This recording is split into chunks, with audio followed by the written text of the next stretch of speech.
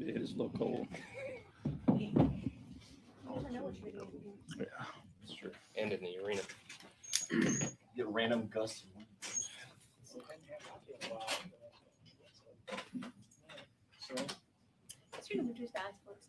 Coach, the Sacramento team is top 5 in points, assists, field goal percentage, pace. I mean, what is the biggest challenge at this team?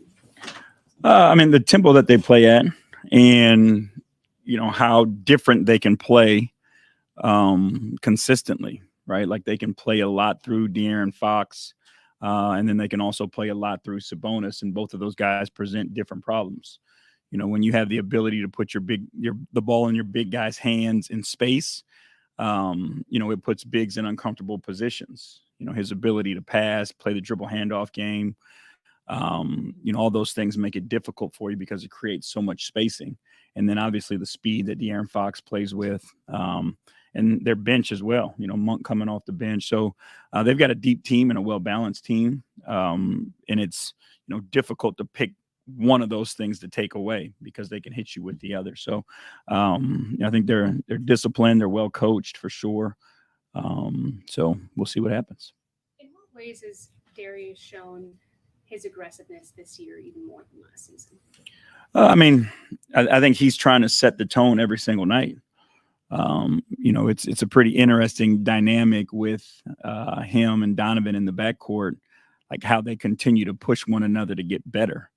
And not in a selfish way, not in a his turn, my turn type of way, but that competition of players who are elite.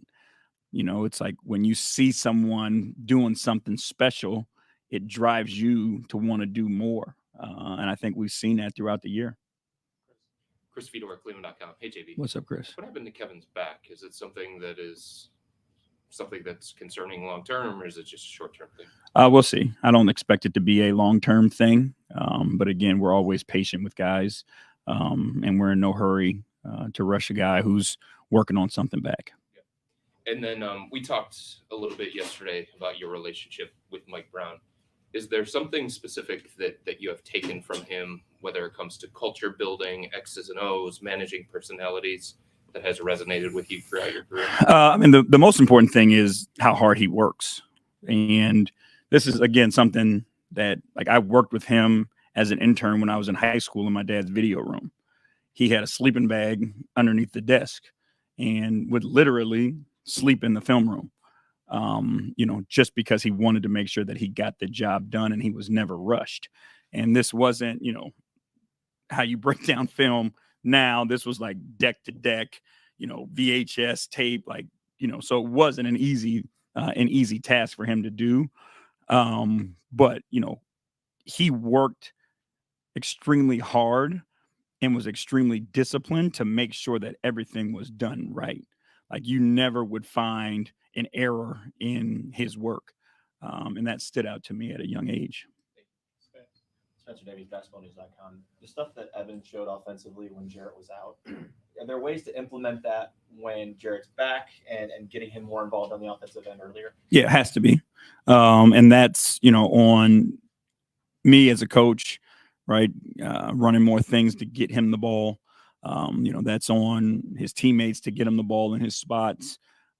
So that there's definitely a way, and there has to be a way because we've got to continue to involve him. What kind of things do that constitute? It's just different actions to get him the ball in his spots. We typically play at a slower pace.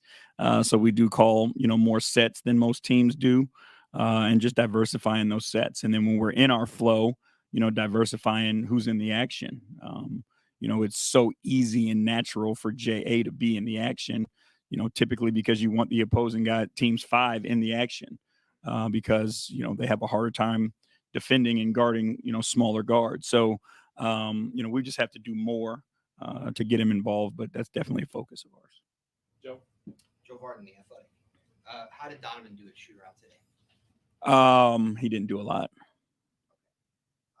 With this soreness, did he get hit the other night against the? No, this is something he's been dealing with for a while. I think it started all the way back in Golden State. It kind of got re-aggravated in Toronto. So it's something he's been dealing with, and, he's just been gutting it out. And, our responsibility is always to do what's best for the 82 games. So again, we'll give him an opportunity to see what happens tonight, but we'll always protect our guys. I mean, you have a back-to-back, obviously. Like, how much does that weigh into what you guys do with him and Kevin, I guess? I mean, it does. How you handle minutes, how you handle load, how the schedule before and after falls. Those are all things that we'll take into consideration. One non-injury question. You were talking a little bit about it earlier with Darius, and I think with Donovan about not my turn, your turn kind of thing. When you have two potential closers in a lineup like those two, how do you decide who to go to? I think what we've done is we put them both in the action and let the defense make that decision for us. We typically, run a set that involves both of them and one of our big guys. And then the defense has to make some sort of a decision. And they're both good enough to make the right decision and make the right read. So,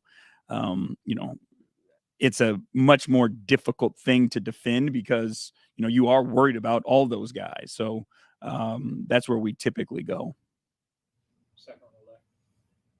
You already talked about your relationship with Mike Brown going all the way back to those intern days. But what have you seen from his growth as a coach from then to now? And what are your thoughts on his performance since becoming head coach of the Sacramento? I think Mike has evolved with the times. Mike came up under coaches that were, extremely serious, to say the least. And, I think he was a coach at a young age where that was still the way that coaches acted and how, they related with players and those types of things. And, what I see now at a Mike is like, I've seen Mike smile more with Sacramento than I ever saw him smile in his days before that. He looks like he's having a whole lot of fun, which is something I think is different for him, which, in today's NBA and working with young guys, like it's something that you have to be able to do to kind of bring them in because they don't relate the same as, years ago in his first, couple of stints. So I think, I don't think he's changed, his diligence, his work ethic, his discipline, those things. But it just looks like, he's having a lot more fun this time around. And, you see it in the way the guys are competing for him. They're playing extremely hard. They appear to be having a whole lot of fun. They're playing together. You know what I mean? It's not a selfish team. Like you talked about the numbers of their assists and all those things. Like they look like they enjoy playing together. And I think that's a reflection of him. No, I guess I maybe just would ask you to elaborate a little bit on what you've seen from them and the way they're playing together, and whether you're noticing any differences now than the first time you played them. I think, it was obviously a little bit earlier in the season, but I think they have a real good understanding of what they're trying to get done and what they're trying to accomplish. They were playing extremely hard then. They were on the cusp. I think at that point they had a bunch of close losses, some that were decided out of their hands. So I think they were playing well then, but now I think they are playing with the confidence that they know they can. They know each other's spots. They know their rhythm of substitutions and all those things. So it just appears like, they continue to get better at the things they're trying to get done. Hey, Coach, what's going on, man? I don't answer questions from you, Mark. Last, 6 or 7 games, Mobley's been on a nice little roll. How would you characterize his contribution this year, and what does the incremental improvement look like to the naked eye? It's difficult to say with him when you talk about the naked eye, because he does so many things that if you're not really paying attention, you'll let slide by. He's a winner and he impacts winning. And, he can be the most impactful player on the floor and score 4 points, and that's not something that a lot of people can do. He's going to make the right decision every time. If he's in the pocket and somebody rotates to him, he's not going to force a shot just because he hasn't had a shot in a while. He's going to defensively be in the right spot. He might not get the block, but the guy's not going to go to the basket because he saw Evan standing there. So I think those are the things that I think, to the naked eye, sometimes we miss. But you will see him be more aggressive. You will see him, hunting more to make the right play. And that's not just, catch and selfishly attack and make a bad play. It's catch, attack, read the defense, and then make the right play. Those are things that I think, you can notice. You notice him more on the boards. He's more aggressive on both sides of the floor on the glass. So I think those are some things that you can see. But, the imprint on winning is the most important and most valuable. Last one first. Oh. From that, when you guys use Donovan as a screener, what brought that about, and B, what are you guys looking for when you use him in that way, especially when it's for Darius? Again, you want defenses to have to make decisions, and teams in particular, and we'll do different things, but teams in particular who don't like to switch, you're automatically going to get an advantage if Darius or whoever it is coming off of that screen. Because that guy's going to stay with his man, the guy that's guarding Donovan. Teams that do switch, you use more slip actions and things like that, and that creates some sort of indecision where, you don't know if two are going to stay on the ball, two are going to go with Donovan, and then that creates advantages. So just trying to create advantages where we can. You think about, Golden State and using Steph Curry as a screener or a rip screener on big guys going towards the basket. People don't want to leave their side, so they stay attached, and then the big guy gets an easy layup. And then once they get an easy layup, now they're going to help, and now that guy's coming off and getting a wide open shot. So just trying to do things like that to create indecision in defenses. Okay. Thank y'all.